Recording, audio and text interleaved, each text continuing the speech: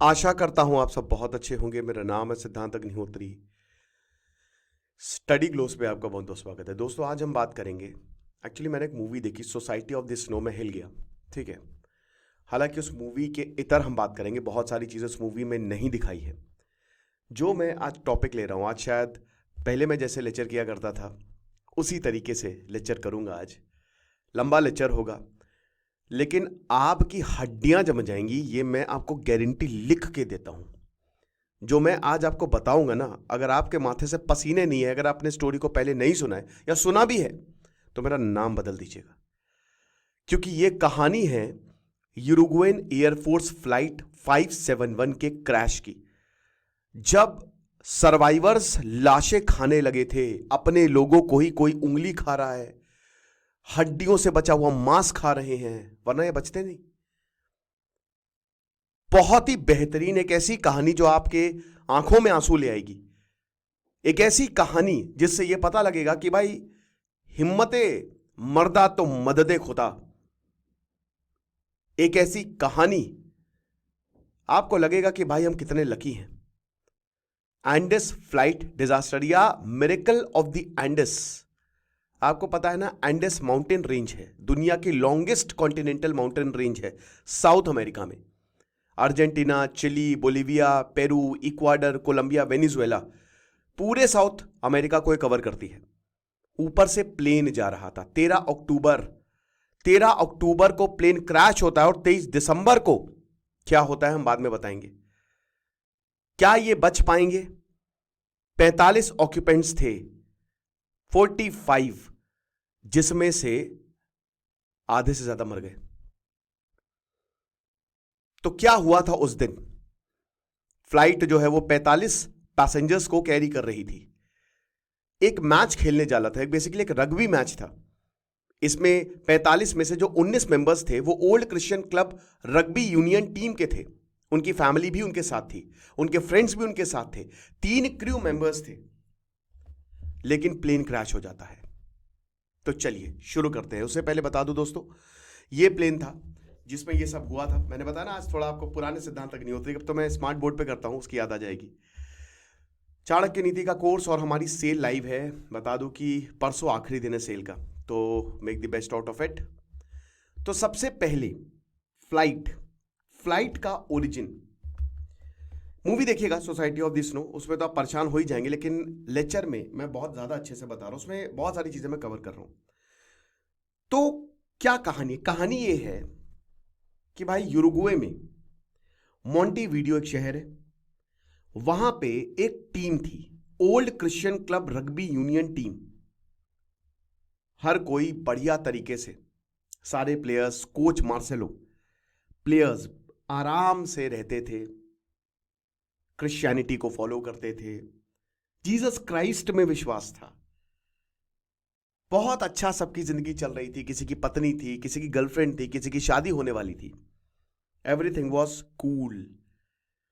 फिर एक न्योता आता है कि सर चिली आ जाइए। चिली जस्ट यूरुग्वे के बगल में है। आप एक पीक पार करेंगे, आप समझ लीजिए कि जितना जम्मू से कश्मीर का डिस्टेंस है ना, उतना ही यूरुग्वे से चिली का डिस्टेंस है, लगभग 1 घंटे की फ्लाइट, उससे कम। लेकिन इनको नहीं पता था कि ये 1 घंटे कैसे 1.5 महीने में बदल जाएंगे, इनफैक्ट 2.5 महीने में बदल जाएंगे। तो भैया एक मैच खेलना था सेंटियागो, चिली की कैपिटल है सेंटियागो में, against the old boys club, जो कि इंग्लिश रग्बी टीम थी। क्लब के प्रेसिडेंट है डैनियल जुआन। उन्होंने यूरोगियन एयरफोर्स की एक चार्टेड फ्लाइट, पूरी फ्लाइट बुक कर ली थी। यही वाली फ्लाइट जो मैंने आपको दिखाई ना, ये प्लेन था, इसको पूरा बुक कर लिया था। ओके। अब एयरक्राफ्ट में टोटल 45 लोग थे। बहुत खुश हुए कि यार हम जा रहे हैं मैच खेलने और हम हरा के आएंगे। सारे लोग आए, यूरुग्वे के लोग आए, मोंटेवीडियो के लोग आए। ये हरा जीत के आना भाई, हरा हार के मत आना। फैमिली मेंबर्स भी उनके साथ थे। 16 खिलाड़ी थे, लेकिन बाकी उनके फैमिली मेंबर्स थे, राइट। तो टोटल 45, इसमें 5 क्रू मेंबर्स भी थे। अब जो पायलट था, 2 पायलट थे, एक मेन और एक असिस्टेंट। जो मेन पायलट था कॉलोनल जूलियो फराडिस, वो एक्सपीरियंस्ड एयर पायलट थे भाई। लगभग 5000 घंटे उन्होंने प्लेन चलाया हुआ था। उसके साथ उनके को पायलट थे। पायलट के साथ एक को पायलट होता है जिसका नाम था हेक्टर लागुआरा, लेफ्टिनेंट कर्नल हेक्टर लागुआरा, ये इनएक्सपीरियंस्ड थे। 10 एक्स्ट्रा सीट थी तो टीम ने बोला अरे यार फैमिली मेंबर्स और फ्रेंड्स को भी इनवाइट कर लेते हैं, बेचारे। एयरक्राफ्ट जो है वो करास्को इंटरनेशनल एयरपोर्ट 12 अक्टूबर 1972 को डिपार्ट होता है, लेकिन एक बहुत भयानक तूफान आता है एंडिस के ऊपर, जिसकी वजह से उनको अर्जेंटीना के मेंडोजा में नाइट बितानी पड़ती है। फिर उसके बाद कंडीशंस इंप्रूव होती है, वहां से फिर फ्लाइट डिपार्ट होती है। हालांकि डायरेक्ट रूट था मेंडोजा से सेंटियागो, लेकिन क्योंकि माउंट एकंगुआ था हाईएस्ट पीक, तो इसीलिए इतना आसान नहीं था ये। ओके, तो ये चीज है। अब देखिए यहां पे ये पूरा रूट जो है ना, आपको बहुत ही केयरफुली फ्लाई करना है। आज तो आपके पास सारी टेक्निक्स है, सारी टेक्नोलॉजी, उस समय इतनी टेक्नोलॉजी नहीं थी, तो पायलट के एक्सपीरियंस पे बहुत ज्यादा निर्भर करता था। आज तो खाली प्लेन सेट करके छोड़ दो, हालांकि अभी काफी प्लेन क्रैश हो रहे हैं, लेकिन अभी 3 प्लेन क्रैश हो गए। एक तो रशिया ने ही मार दिया और साउथ कोरिया का प्लेन क्रैश हो गया, तो 3 प्लेन क्रैश हुए। तो यहां पे था, मतलब इतना आसान नहीं था, तो अपने एक्सपीरियंस पे फोकस करना पड़ता था, मतलब उस पर भरोसा करना पड़ता था, राइट। ये चीज है। 13 अक्टूबर को अब ये फ्लाइट जो है वो जाती है। अब ये फ्लाइट जाती है 13 अक्टूबर को, वेदर एकदम खराब हो जाता है, ठीक है, लेकिन फ्लाइट उड़ जाती है। वेदर ये था कि दोपहर तक ठीक हो जाएगा, सुबह सुबह फ्लाइट उड़ती है ना, नहीं सुबह नहीं, सॉरी, दोपहर में 2:18। फ्राइडे था, 13 था, बताइए। पायलट ने फ्लाइट को डिले किया और मेंडोजा से सुबह को उड़ना था। 12 अक्टूबर को मौसम खराब था, मेंडोजा पे है ये, मेंडोजा को 2:15 बजे उड़ना था, लेकिन देखिए किस्मत, फ्राइडे था, 13 था उस दिन, 13 अक्टूबर फ्राइडे। उसके बाद फ्लाइट उड़ती है। अब लेगुआरा बताते हैं कि हां हम लैंड करने वाले हैं। उनको लगा कि बस हम तुरंत लैंड कर जाएंगे, लगभग 1 घंटे के अंदर अंदर, 3:21 पे, ठीक है ना। अब एंडिस के ऊपर फ्लाइट जो है वो उड़ रही है, अंदर हर कोई गाने गा रहे हैं, तालियां बजा रहे हैं, मजा आ रही है सबको। यहां पे और भी बहुत सारे एक्सीडेंट हो चुके हैं। फराडस कई बार यहां पे फ्लाई कर चुके थे, एंडिस में 29 बार उड़ान भर चुके थे। अब इस फ्लाइट में ये को पायलट लेगुआरा को ट्रेन कर रहे थे। लेगुआरा ने इससे पहले कभी भी फ्लाइट नहीं भरी थी एंडिस के ऊपर। एयरक्राफ्ट जो था वो 4 साल पुराना था। इस तरीके के एयरक्राफ्ट में एक बड़ा टाइम था। अब क्या हुआ कि भाई ये उड़ता जा रहा था, ठीक है। अब क्लाउड कवर, मतलब बादल बहुत ज्यादा थे, है ना। बादल बहुत ज्यादा होने के कारण कंफर्म नहीं कर पाए कि हम उड़ कहां रहे हैं। एक्चुअली क्या था कि फ्लाइट बहुत नीचे आ गई थी, फ्लाइट जो है वो बहुत ही नीचे आ गई थी। इनको लगा कि हम रनवे पे आ गए हैं। उस समय कुछ ऐसा रेडार कुछ, मैंने बताया ना, बड़ा मुश्किल होता था, लेकिन ये एंडिस के ऊपर ही उड़ रहे थे। विजुअली कंफर्म ही नहीं हो पाया कि लोकेशन कहां पे है। लेकिन जब ये बहुत ज्यादा नीचे आ गए, अच्छा टर्बुलेंस भयानक था, अंदर काफी प्लेन हिल रहा था, तो अंदर के लोग डर गए यार ये क्या हो गया, नहीं हो पाया प्रॉब्लम। और उसके बाद फ्लाइट एकदम से नीचे आई और 2-3 जगह लड़ी, वो ग्लेशियर से लड़ी। तब पता चला कि अरे यार हम तो एंडिस पे ही हैं, हम रनवे पे नहीं हैं, हम चिली से दूर हैं अभी। और हम ये देखते हैं कि क्यूरिको से जब वो पास हो रही थी, ठीक है, देखते हैं बहुत तेजी से वो पीक से टकराई फ्लाइट, भयानक तरीके से। रेडार था नहीं, रेडार कवरेज थी ही नहीं, भयानक टर्बुलेंस हुआ। नंदो परादो जो सबसे मेन कैरेक्टर हैं, जो प्लेन के अंदर थे, उन्होंने बताया कि प्लेन एकदम से डिसेंट हुआ, है ना। और रग्बी प्लेयर ने जोक, सबने मजाक किया कि अरे बाप रे बाप रे बाप, देखा कोई जिंदा नहीं बचने वाला। लेकिन उनकी बात सच हो गई, मां सरस्वती बैठ गई उनकी जबान पे, और बहुत तेजी से कोलाइड होता है। देखिए एकदम से नीचे गया, पायलट ने ऊपर करने की कोशिश की, प्लेन ऊपर गया, लेकिन वो रिज से कोलाइड हुआ। जो पीछे का हिस्सा होता है ना, पीछे का हिस्सा प्लेन का, वो उखड़ गया, वो आधा उखड़ गया। 9 लोग वहीं के वहीं मर गए। उसके बाद जो आगे का हिस्सा है, विंग्स टूट गए, आगे का हिस्सा बहुत तेजी से ऊपर पीक पे गया, फिर बहुत तेजी से वो नीचे आया। और जब वो नीचे आया, लोग एक के ऊपर, सीटें एकदम आगे आ गई, लोग दब गए, किसी की हड्डियां टूट गई, किसी की आंखें बाहर आ गई, किसी के दांत टूट गए। वो हिसाब किताब, ग्राउंड कोलिजन भयानक तरीके से होता है।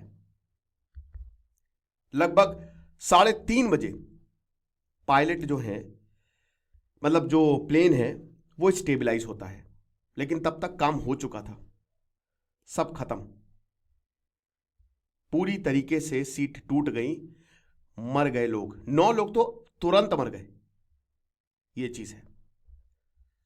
उसके बाद होता है क्रैश आफ्टरमैथ। अब क्या हुआ देखिए, यहां पे 13 अक्टूबर को यह हादसा हुआ। सबको लग रहा था, जो भी वहां पे लोग थे, सबको लग रहा था कि लोग आ जाएंगे, लेकिन क्रैश के तुरंत बाद जब देखा जाता है, नुमा एक पैसेंजर थे, मतलब रग्बी टीम के प्लेयर, जब देखते हैं कि यार ये क्या हुआ, मतलब थोड़ी देर तो संभालने में लगते हैं, तब तक उनको पता चलता है कोई दबा हुआ है, किसी की हड्डी टूटी हुई है, किसी का मांस निकला हुआ है, हर कोई बस चिल्ला रहा है, पायलट मर गया, पायलट खत्म, है ना।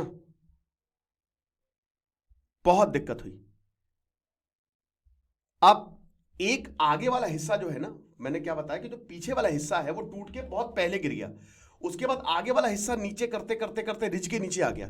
पीक होती है ना, नीचे आते हैं आप, चढ़ते हैं, उतरते हैं, तो वही बता रहे ना कि पायलट प्लेन को ऊपर ले गया, फिर वो टकराया माउंटेन से, उसके बाद वो वहीं गिर गया, और जो आगे वाला हिस्सा है वो नीचे आ गया, वैली पे आ गया। वैली मतलब वो जो बड़ी बड़ी पीक्स के बीच का जो एरिया नहीं होता, वहां पे ये चीज है।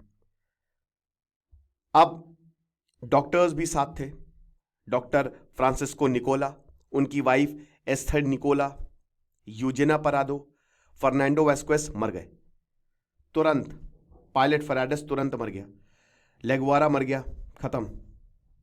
ये चीज है। लेगवारा बताते हैं, मतलब लेगवारा क्या बताते हैं, उनके को पैसेंजर, लेगवारा फंस गया था और बुरी तरीके से बात तक नहीं कर पा रहा था। उन्होंने अपने पैसेंजर को बोला कि मुझे गोली मार दो, बोला नहीं हम नहीं मारेंगे, उसी दिन मर गया। 12 लोग मर गए, 33 पैसेंजर्स जिंदा बचे हुए थे। और अब शुरू हो की जिंदा रहने की जद्दोजहद। एक लड़का था आर्तुरो नागुआरा, उनकी जो टांगे थी, हड्डियां बाहर आ गई थी, और टेम्परेचर, ये कहां पे, एंडेस में, भयानक बर्फबारी, टेम्परेचर -30°C। आपको लगता है कोई जिंदा बच पाएगा? दिन में तो सूरज निकलता था, रात में -40°C तक टेम्परेचर चला जाता था। यह चीज है। नंदो परादो जो हीरो हैं इस पूरी चीज के, इन्होंने ही बचाया था, अभी बात करूंगा। उनको स्कल फ्रैक्चर था, उनकी हड्डी, जो उनका गर्दन की हड्डी थी, वो टूटी हुई थी, और 3 दिन तक वो बेहोश रहे थे। एनरिको प्लेटेरो, उनका जो मेटल था प्लेन का, उनके पेट आर पार हो गया था, और तब भी वो सांस ले रहे थे। आप समझ रहे हो? हालांकि इसके बावजूद उनमें जान बची थी, वो जितना हो सके लोगों की मदद कर रहे थे। हालात खराब हो गए। अब उसके बाद एयर सर्च की गई। भाई जैसे ही पता चला कि प्लेन क्रैश हुआ है, चिली ने सर्च ऑपरेशन शुरू किए, रेस्क्यू ऑपरेशन शुरू किए। 4 एयरक्राफ्ट निकले। ये लोग क्या है, 13 अक्टूबर की रात सबसे खतरनाक थी। 14 अक्टूबर आता है, ये लोग प्लेन को देखते हैं, जो 33 पैसेंजर्स है, बहुत खुश, दे वर वेरी हैप्पी। जो टीम लीडर थे, जो लीड कर रहे थे, जिन्होंने लीडरशिप की कमान संभाली थी, वो थे टीम के कोच मार्सेलो, है ना।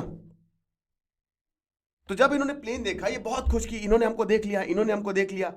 एक्स बनाया इन्होंने, लंबा सा एक्स बनाया, ताकि हमको कोई देख ले, क्योंकि न्यूज शाम के 6 बजे तक आ गई थी। 3:30 बजे क्रैश होता है 13 अक्टूबर को, शाम के 6 बजे तक न्यूज आ गई थी, और सर्च ऑपरेशन जो है वो शुरू होता है।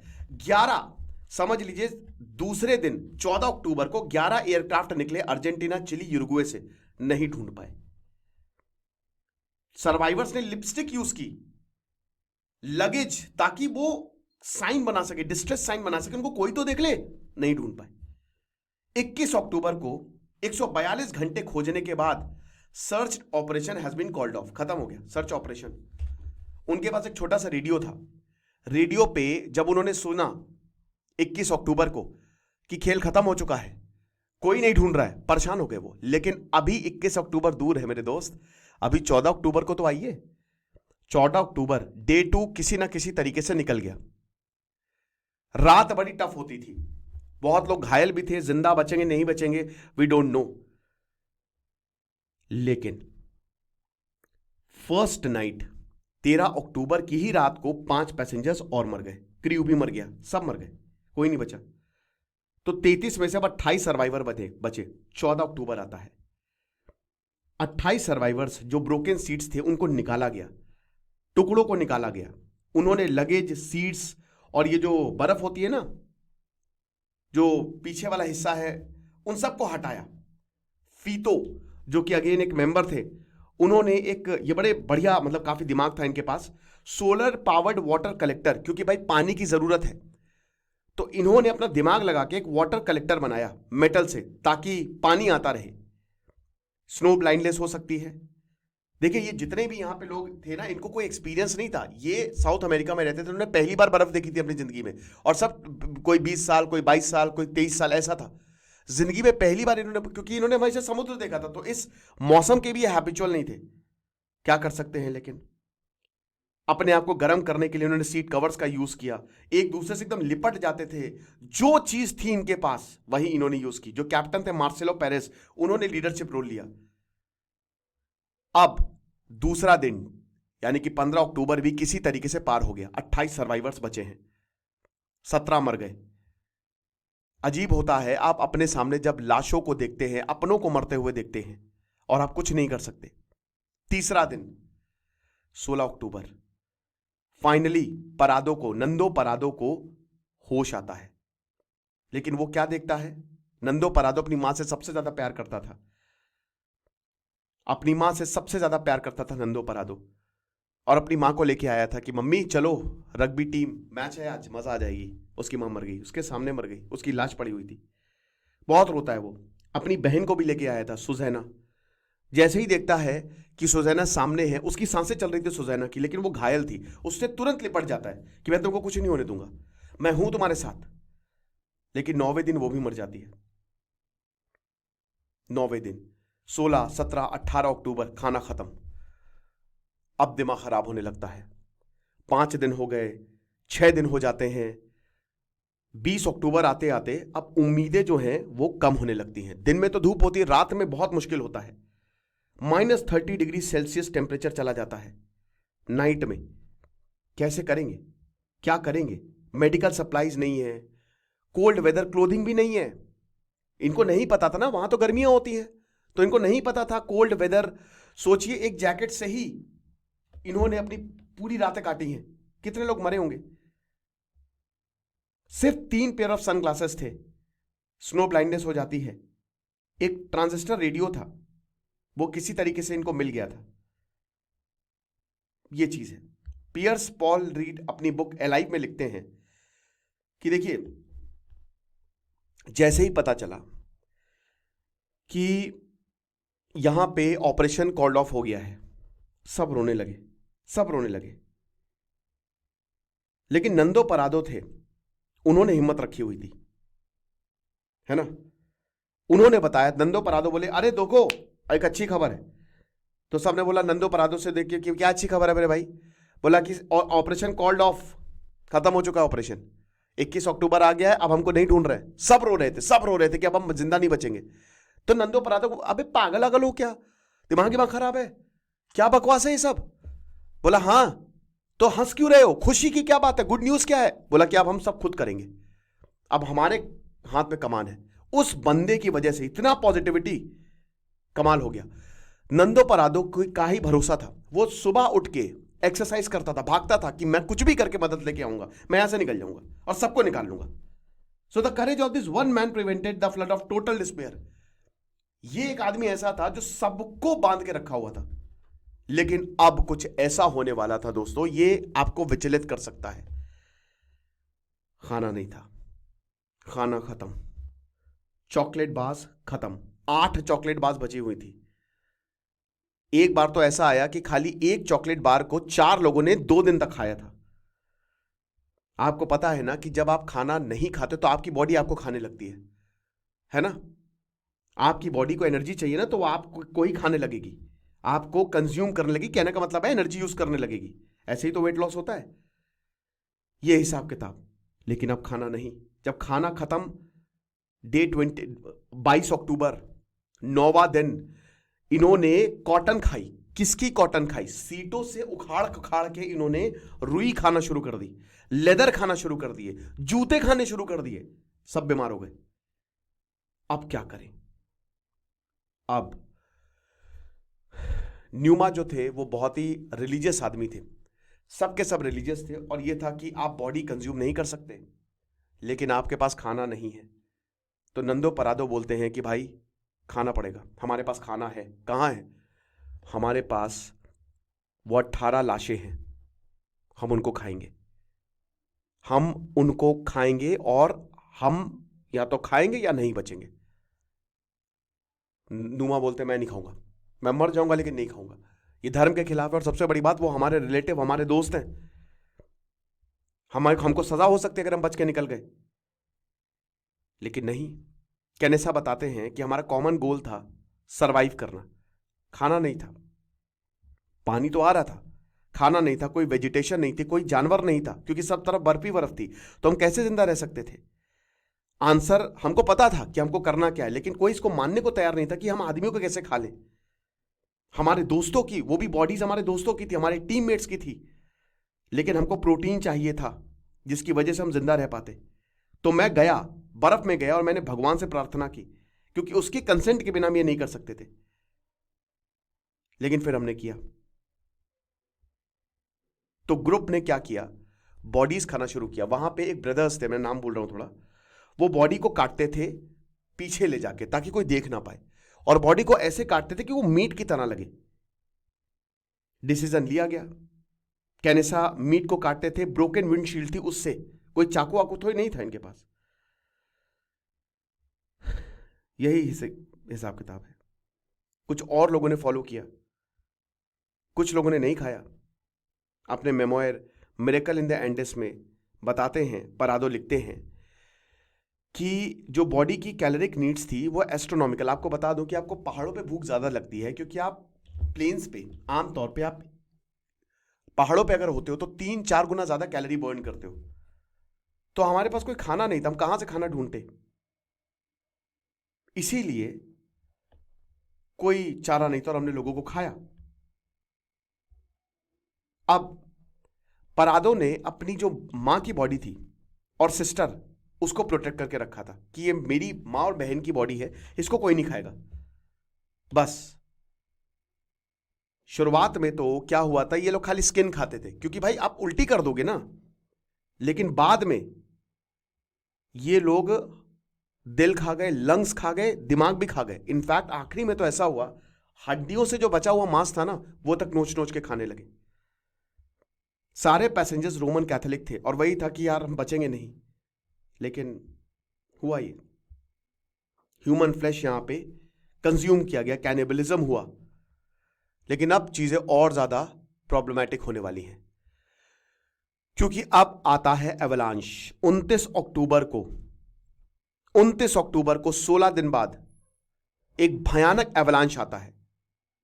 वैसे ही परेशान, और एवलांश रात में आया, सब मजाक कर रहे थे, गाना गा रहे थे, लेकिन एकदम से भयानक आवाज आती है और एकदम से एवलांश आता है। एवलांश आपको पता है ना कि जब जो पूरा का पूरा बर्फ का पहाड़ है वो नीचे आ जाए, सारी बर्फ एकदम से नीचे आ जाए।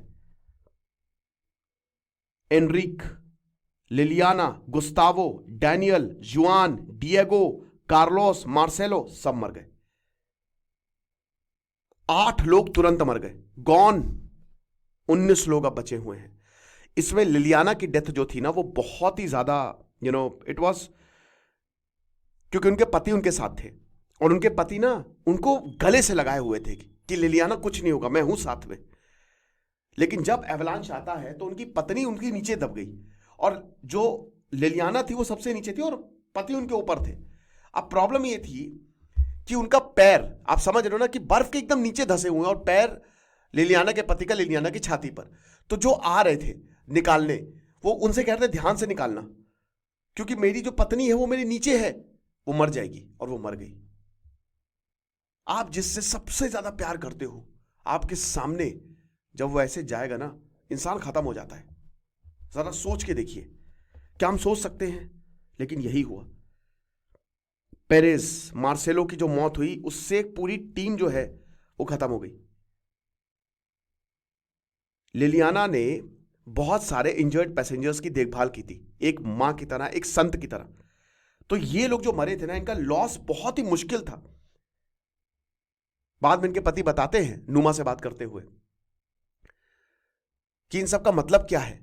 तो वो उनके पति बोलते हैं कि यार, मैं शुरुआत से लेकर अंत तक लिलियाना को गले से लगाए हुए था, वो मेरे पास थी। लेकिन जब वो मरी, मेरे ठीक नीचे आके मरी, तो उसने अपना सारा प्यार जो है, क्योंकि जब एवलांस आया मैंने उसको बहुत कस के गले लगाया हुआ था, बहुत कस के, तो उसने अपना सारा प्यार मेरे सीने में भर दिया। अब मेरे ऊपर बोझ है, ये मैं सारा प्यार, वो रोते रोते बोलते हैं, अपने बच्चों को दूंगा। ये हिसाब किताब रहा।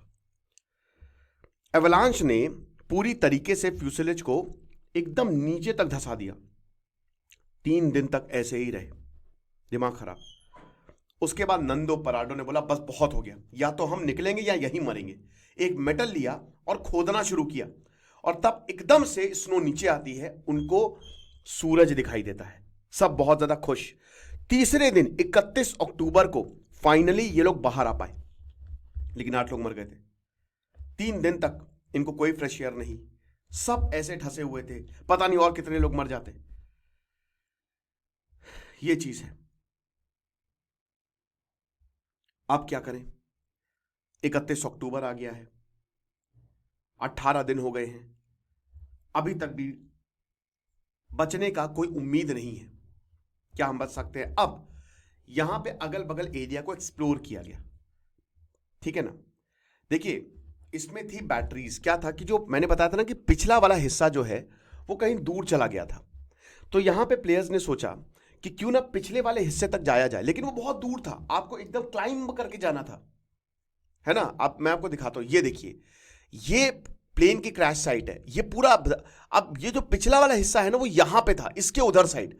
तो आपको यहां से ये पूरा 5-6 किलोमीटर का एरिया था भाई, और रात में आप रह नहीं सकते, आप मर जाओगे।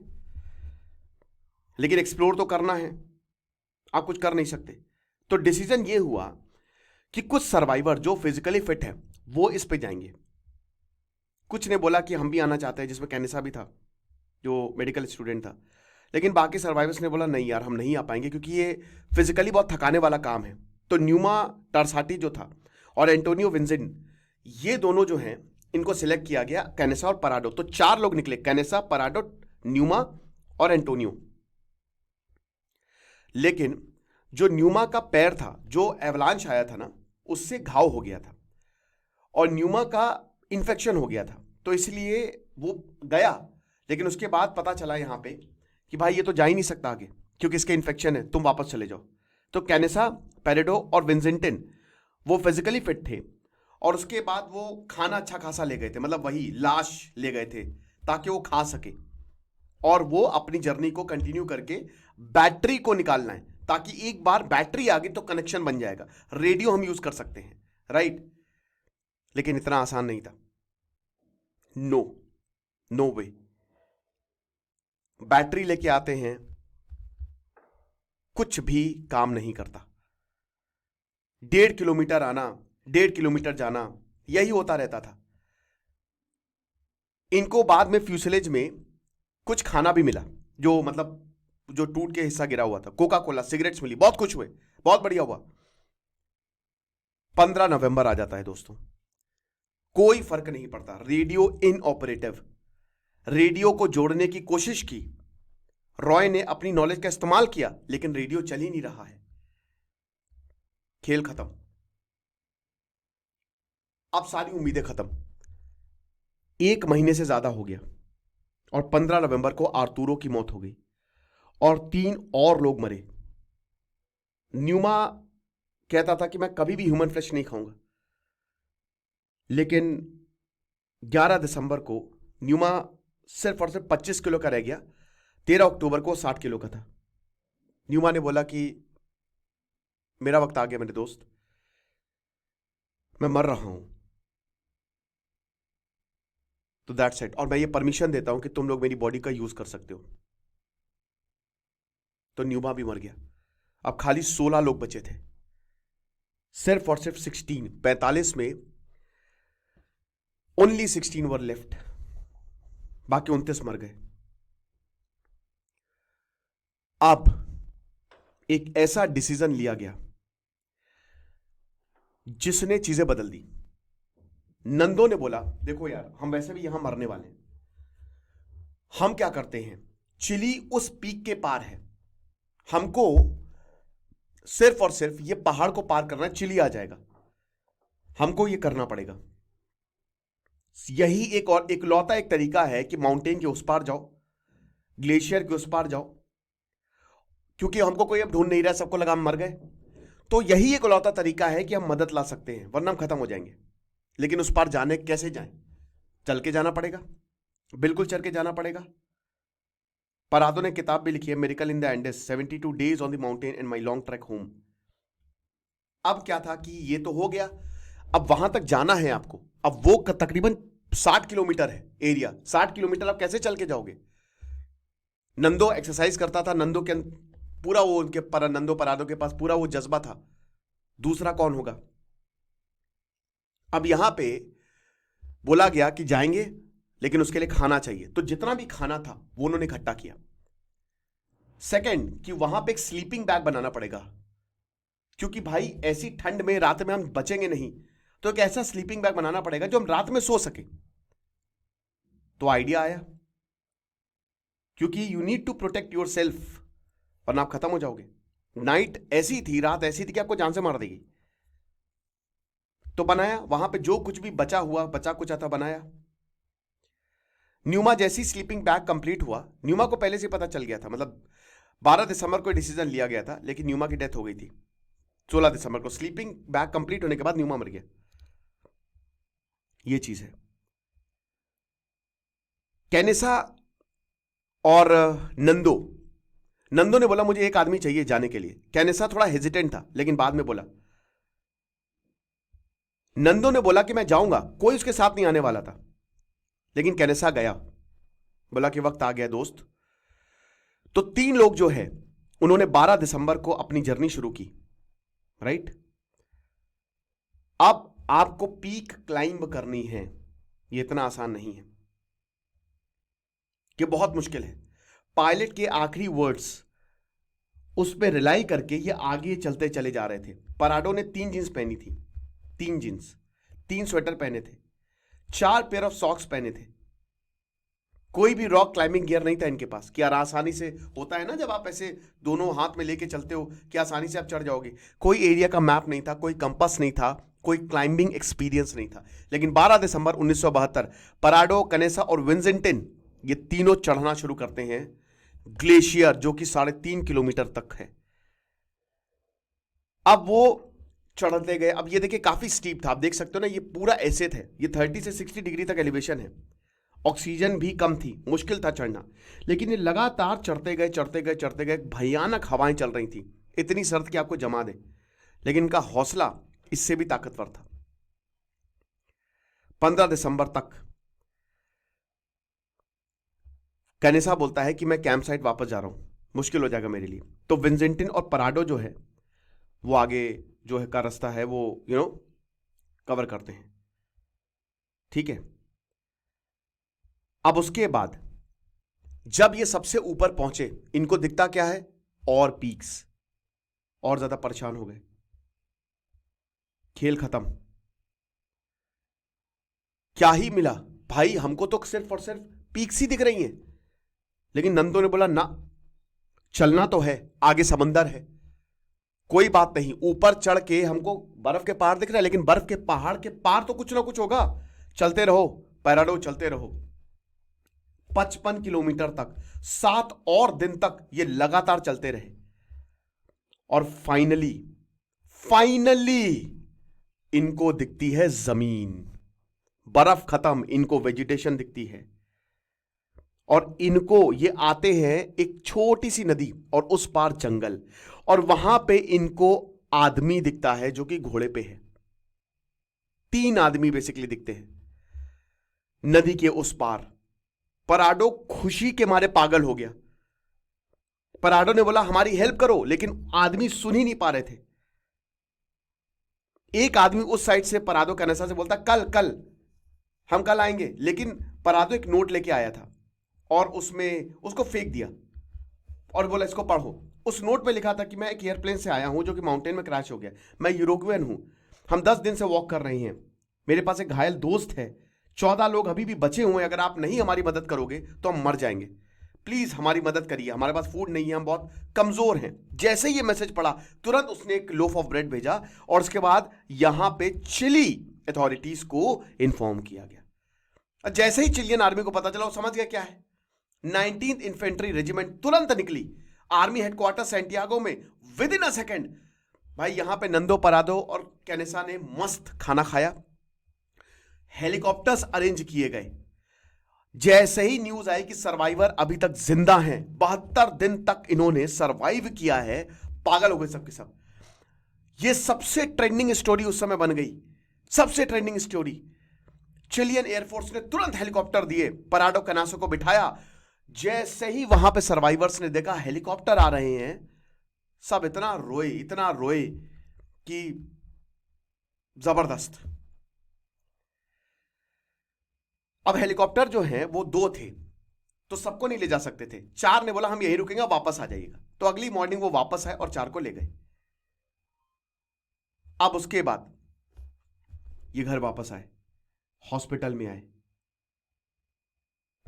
यहां पे इनका ऐसा स्वागत हुआ जो कभी किसी ने नहीं सोचा था। ये हीरो बन गए रातों रात, लेकिन इनके दिल में दर्द, क्योंकि जो इन्होंने झेला था वो सपने में भी कोई नहीं सोच सकता था।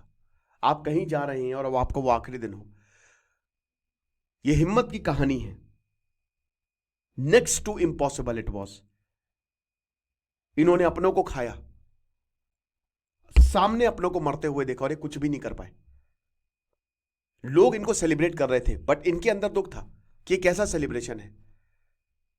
लेकिन जो हुआ अच्छा ही हुआ, बच गए और लोगों को एक ऐसी कहानी बता गए जो इम्पॉसिबल थी। यह लेक्चर था, आई होप आप समझे होंगे। बाकी अगर आप और ऐसे लेक्चर्स देखना चाहते हैं जरूर आप हमको बताएं कमेंट बॉक्स में। Thank you so much.